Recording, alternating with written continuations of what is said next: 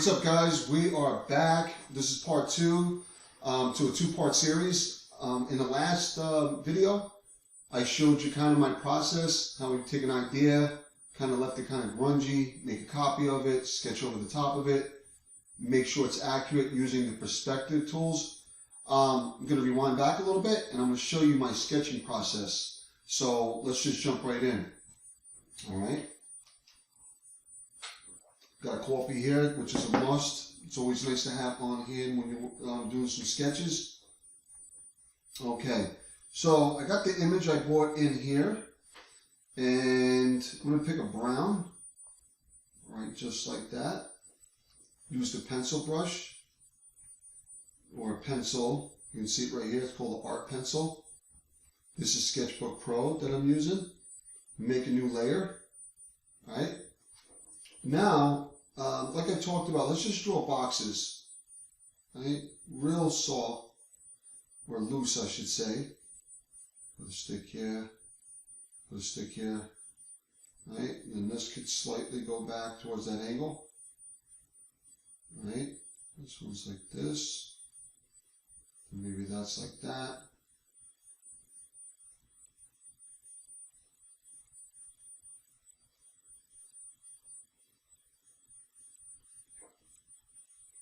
Right? See what's going on there? So we just drew a box. Okay, if you can draw boxes, you're gonna probably be able to draw rocks over time. Let's get rid of this now. Let's just talk about the box, for instance. Right? Now, if I were to draw, let's pick another color. Let's pick red. And red is basically, I'm drawing the inside of the box as we were able to see through the other side, right? Something like that. You see how loose and grungy it is? Remember, we're not too concerned about that for right now. All we're concerned is about getting the idea on paper, right? So back to the other video, part one. Remember we lowered that opacity down? You can use it as kind of like a piece of tracing paper. Now, make a new layer. Pick the dark tone. Now we're going to use that kind of as a skeleton guide. Make sure that we're drawing with somewhat sense of accuracy. Now at this point, you could bring in the perspective tools, right? To line up the box, but I usually just go ahead and start with an idea. So we had an idea. And now we're going to go put it into play. Right?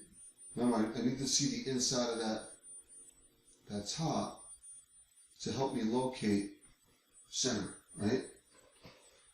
As you know, to find center on a rectangle, so we got a rectangle here, just draw an X, right? I'm a little off there, right? Back that up. Close enough, right? Same thing when things are in perspective. If we draw an X on here, there's our center. Right? You notice how this side is kind of wider in distance than this one. That's because as things tail off into the distance, they recede.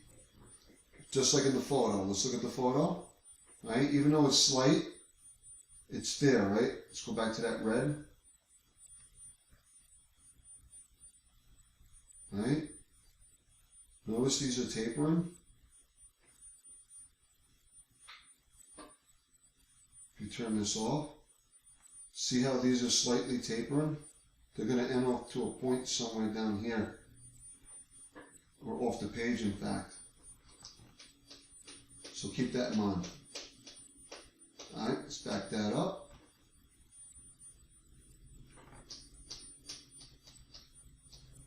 Just undoing that. All right, let's get rid of that. All right, back to the box. Okay, so now we're kind of locating center. Why do we need to locate center?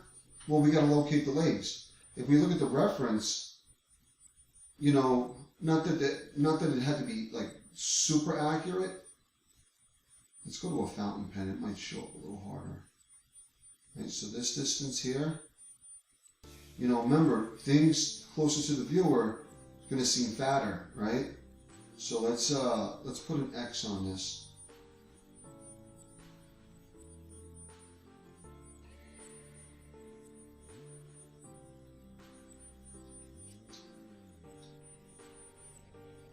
Probably something like that. That'll be your center line.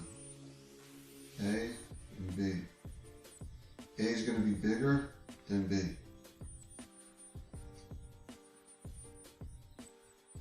And again, that goes back to, again, rectangle.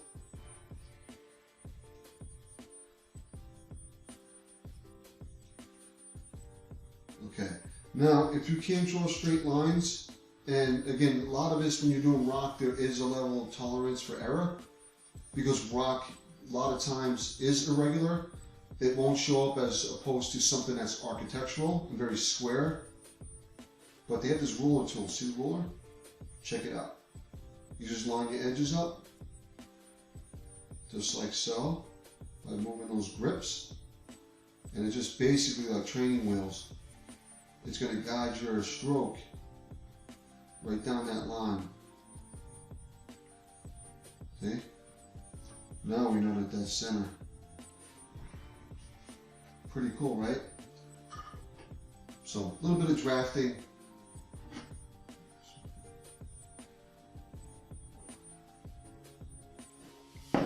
All right. The lesson continues here. All right, so let's just nuke that. We're going to keep that box, make a new layer. Okay, now, same thing, we can draw the box on the bottom, right? So let's say it's something like this. Again, pretty loose.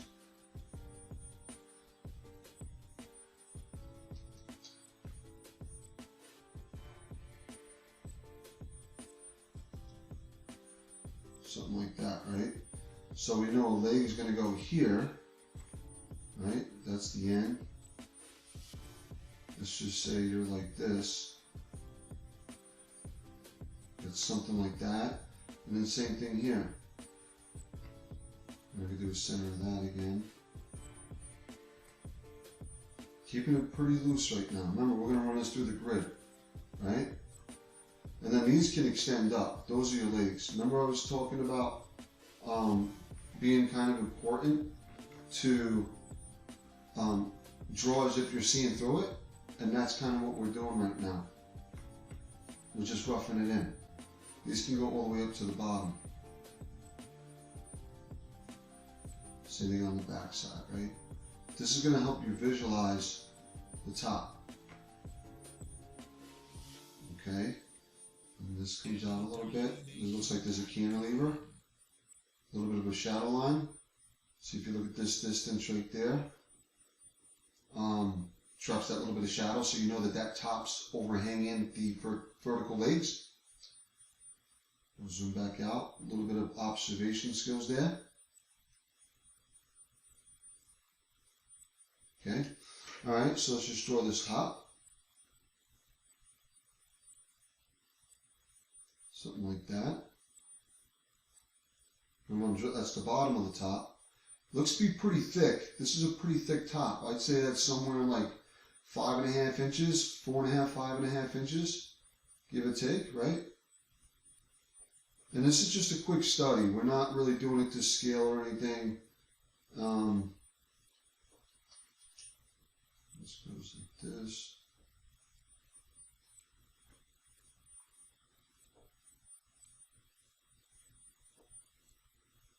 And it's going to be pretty fat.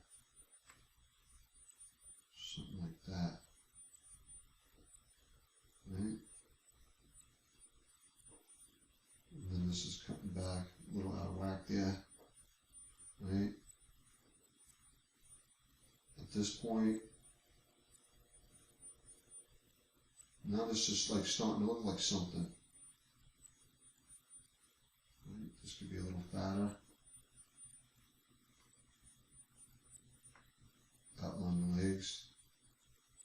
This is going to help you in the field too, construct this.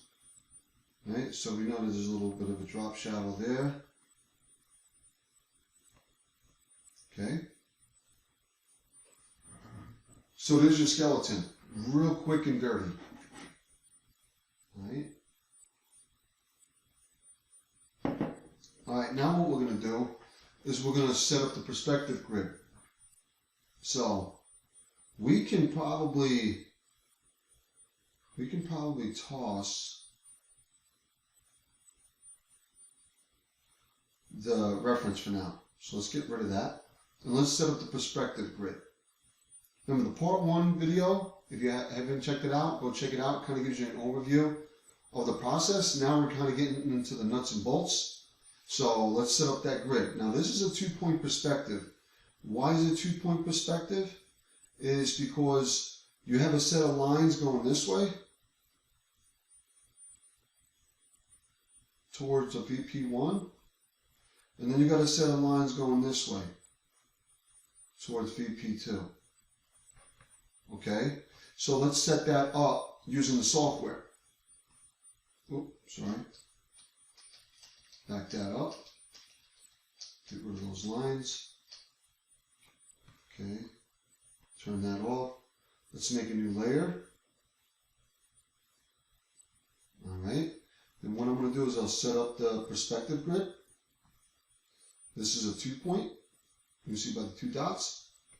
So that blue line represents the horizon line, and then those 2 little grips represent the vanishing point. VP1 to the right, VP2 to the left.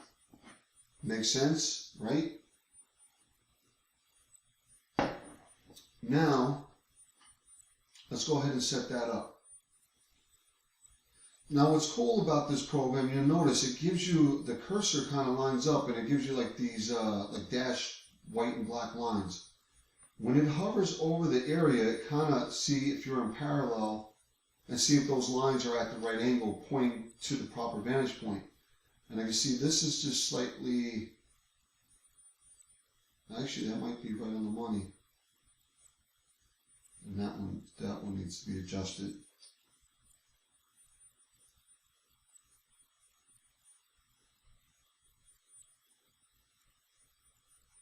We're going to move the vanishing point up a little bit. See if that works. That works a little better.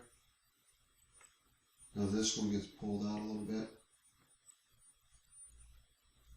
You notice I got to zoom out, right, when I do this, because some of these grips are way off the paper. So you don't get too much distortion. Let's run with that. Let's see what that gives us. Sometimes it takes a couple of times to see where your horizon line is going to line up. Okay? Just like in video 1, we're going to turn that down. We'll turn the box down too. Actually, let's just merge the box. Let's click on that. It says merge with below. Turns that into one layer. I'm going to turn it on and off. Again, I'm just going to turn it down. So let's set up this grid. We'll use blue. Okay. Alright, this is the top.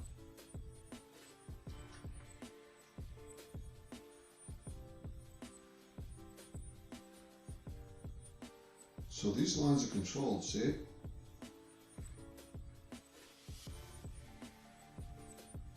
We'll see how bad I'm off.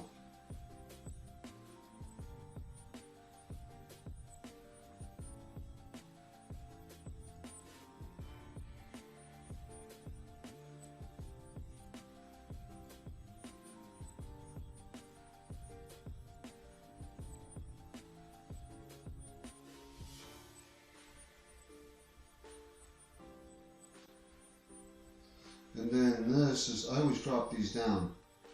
This is going to cast a shadow. I know right where that top is going to be. You notice it's overhanging a little bit.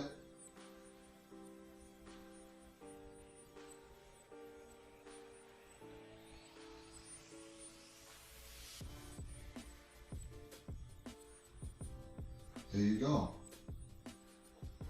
So now it's pretty cubular, right? Just a bunch of boxes, but now we can sketch over that. So let's jump right into that. Let me just reload. All right, now, same thing. We can lower that down now, or erase out what we don't want. Sometimes I'll just take this eraser and I'm going to lightly just notice what's happening there. So I can kind of see the lines. It helps my brain see where I'm going. Same thing, I'll start to erase those boxes underneath, a little bit distracting. But at least can see my work in there. Okay, and turn it down a little bit more. There we go. Okay, so let's go ahead and turn this into rock now. Make a new layer. I'm going to select, let's keep it blue. We'll keep it blue for now. Make it a dark blue. And I'm going to select a different pen. I like this pen right here. You see the strokes? What do they call this? Let's see what they call this. See if there's a name for it. Medium tip marker. It's one of my favorites. Alright guys, so let's turn this down a little bit more. Still a little loud. But you can see I can still see what I'm doing. So let's put a quick outline on this. You know, we could put the reference up right now. Let's see if we can throw it up. Which is right there. Let's scale it down just a little bit.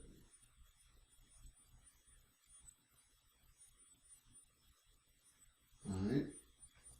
Back to our layer. Okay, so I'm looking at the edges. The edges, yeah, see how they're not really that straight? So let's go ahead and do that.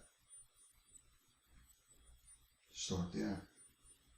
This one seems to be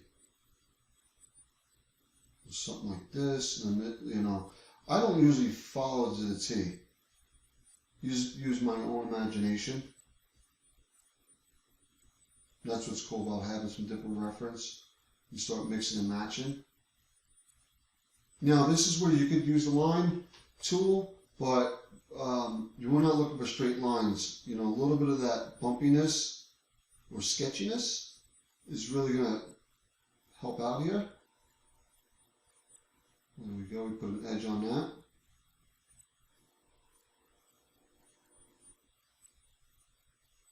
Right? But you notice, like, all I'm doing is tracing on what's there, but giving it a little bit, some undulations to make it look natural or stone-like. Right, let's put the legs in.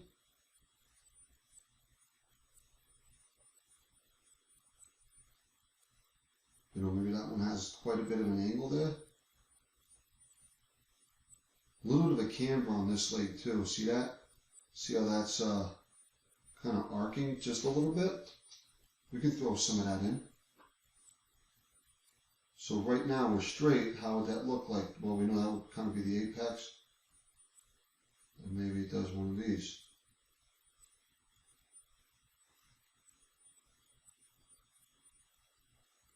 Alright, let's take a look at this, same thing. Same thing, looks like we got a little bit of cambering going on there, see it?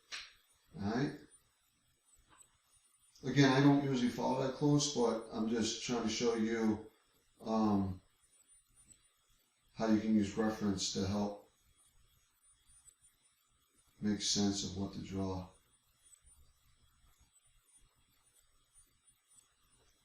Now, that looks a little odd, so I'm going to back it up just a little bit.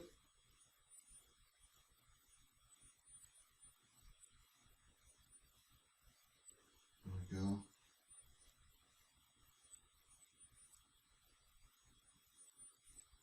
You know, and then I'm just going to freehand this now.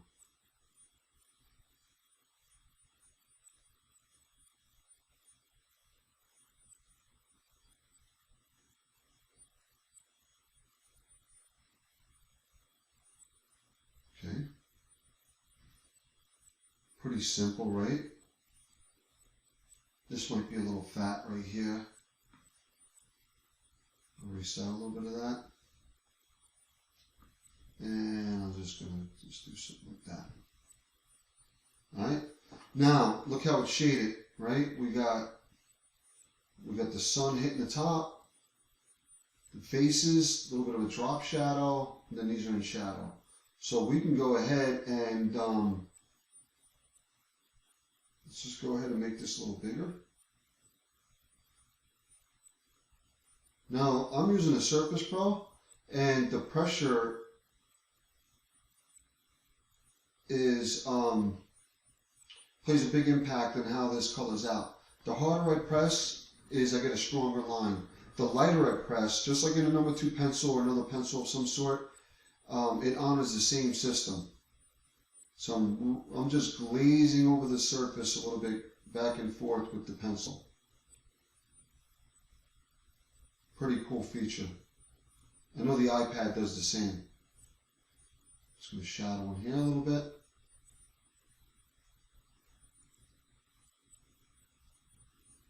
Something like that. You can see this thing's starting to take shape already, right? And then maybe just a quick light grazing over the face.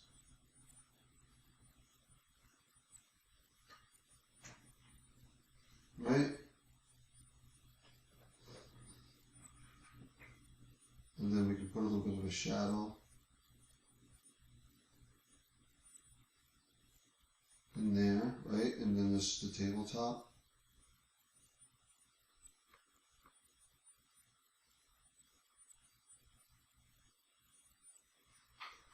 So you see how quickly you can really just generate something very simple, right? Now this doesn't have any texture or anything, and I would usually go around one more time with the pen, and it just takes on a much diverse look. I'll demonstrate that. So you can turn this down and go over it again. But what I usually do is erase out with the soft eraser like this. And I'm just going to go around it one more time.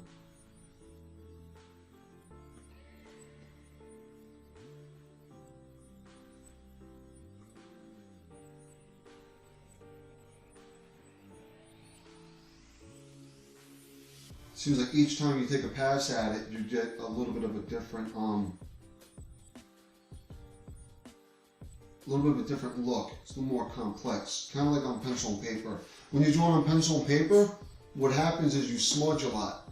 Then you're going to erase a little bit. Forces you, and by the end of it, with all that smudge marks and palm prints and stuff like that, it adds up when you refine it. Those little subtleties do show up in the end. Same with digital.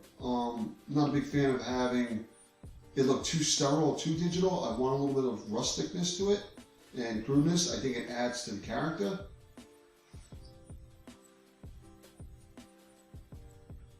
Right? Alright.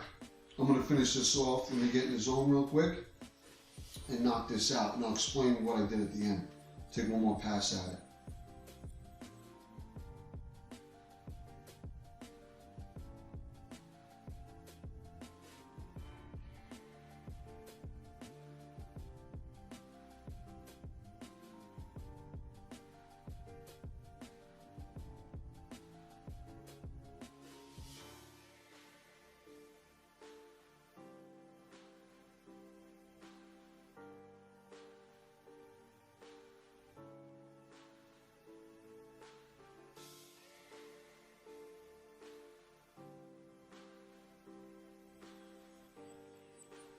Okay, now, all right, got that scribbled in.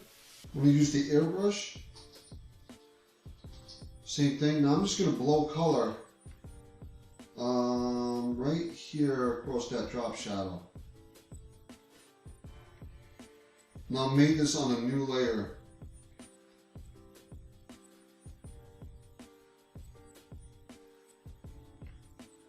Something like that. So now watch what I do. Probably thinking like, oh man, what did he do there? So what I'm going to do is I'm going to erase out what I don't want. Remember, it's on the own layer, so it's not erasing out everything. Just what I don't want for now. See how I got the overspray on this left side? Take that out of there. Right.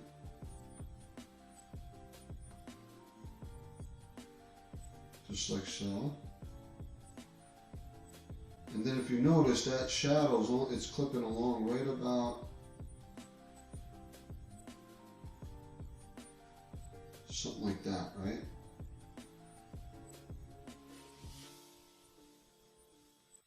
Domination.com.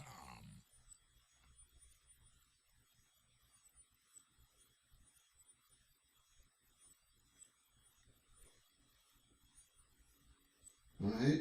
So the thing is, now we got to match the sides like that. So that's on its own layer. See that? I can turn it down.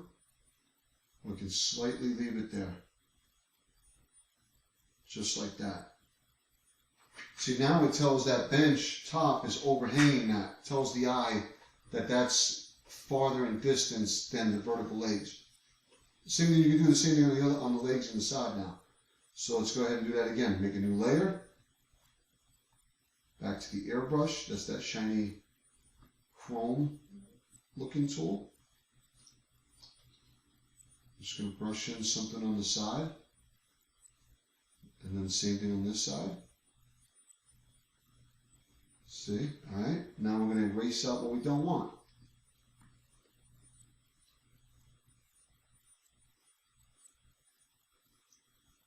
So we don't need anything on there.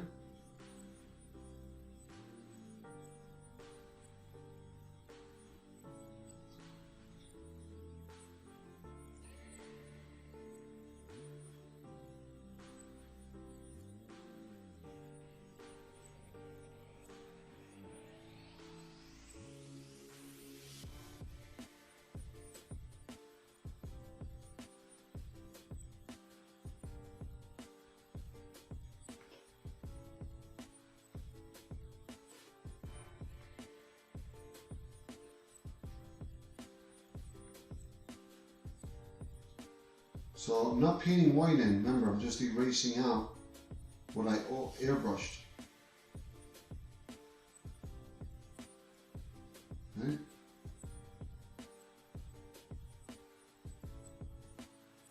Now Photoshop has some neat tricks that's a little more efficient than this. Goes pretty fast. Okay? That looks a little bit more, a lot more depth to it, right? Got some over here.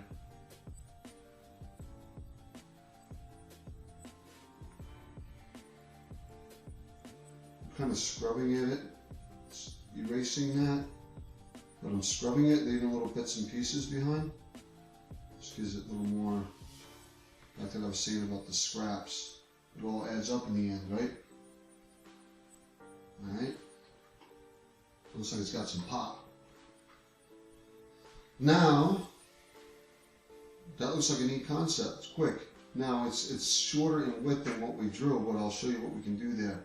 Again, these are nothing more than concepts. Photoshop, if you're going to use as a tool, you can get really tight with it. Sketchbook Pro, I think, with its freeware, super powerful though. Great starting out sketching and using textures and some of the toolware. All right. So last step for it before we finish this up, I'm going to make a new layer. I'm going to add white.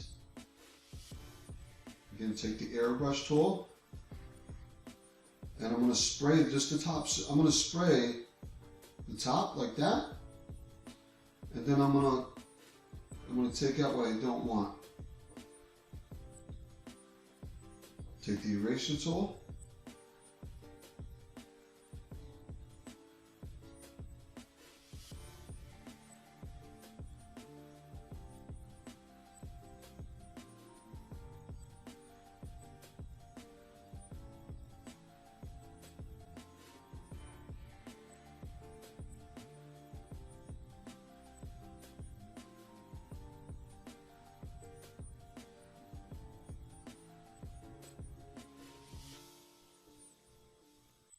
Domination.com.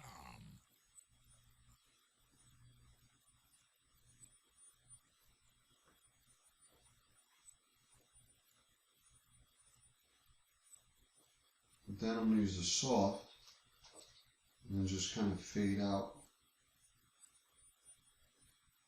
Notice some shimmers there or something. Super quick, right? Okay. Okay, now, see, just there's a little bit of that highlight there. Now I'm going to just go ahead and merge down. Put that on its own layer. I just noticed I got some sloppiness right about here. Just not take care of that. Just like so.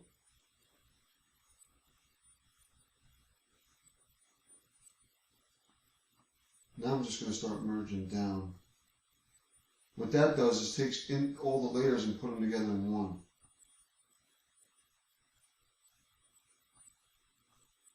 Okay, go down one more. Now you can see it's on its own thing, and then you got the skeleton here. So remember, delete that now. See, there's our box that we started with, remember? So that's what we started with, and then this is what we ended up with. Pretty close, right? But you can see, like I was saying in part 1 of the series, get the idea on paper, get it down. Doesn't matter what it really looks like. Ideas down, make the notes that you need to make, and then when you're ready to submit to a client or for your own personal work, you can bring it in here, and then you can fabricate your drawing. And as I do more videos, I'll show you more tricks, presentation tips, stuff like that, as the year goes on. Okay, so we can blow this away now, and just left with that. Sometimes I keep a little bit of that. Again, it just looks sketchy. I kind of like that look. Here's another trick. Make that darker. See, by making a new layer, just putting it over, I just made that darker. I don't quite like it that dark. This. Now I could merge. It's one layer now. Now, here's where it gets good. If I hold the V key down on this, opens up this little window or toolbar. See how I can drag that out a little bit. I can make it higher to a certain point without distorting it. You might have to resketch it, but it kind of helps you brings things into scale. All right, let's just leave it like that.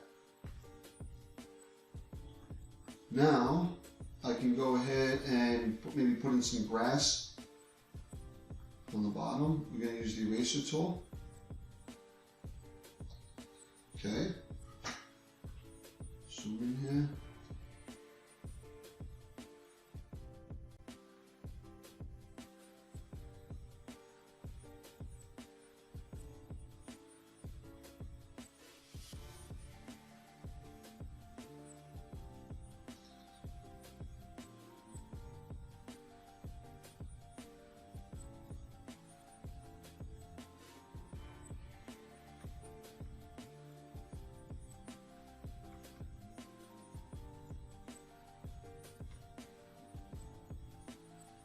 Maybe just break that ground plane a little bit.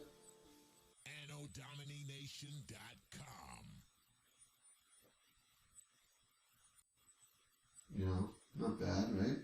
Make this a little bigger.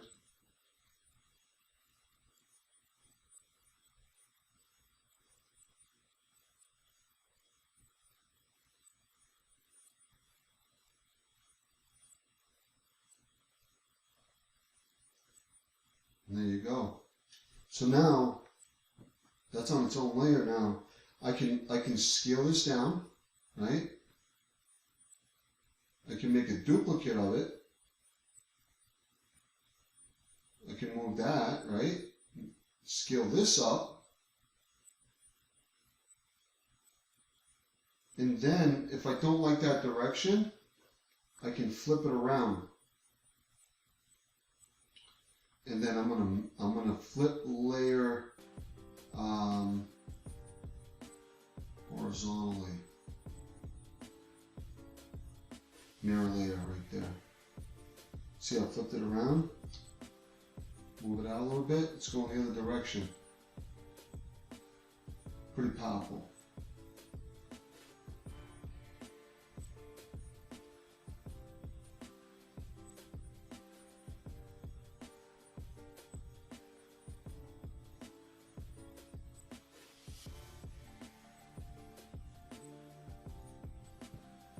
Then if you want to make another layer, duplicate, I'll flip this around.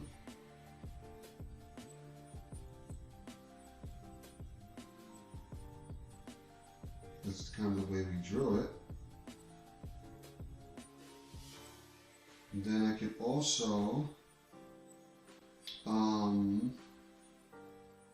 we could adjust the color balance. And let's say if I don't like the blue, I can go on and flip the colors around.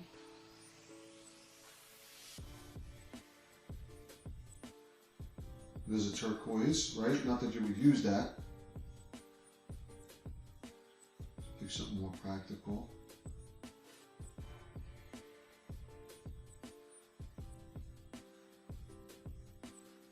Green.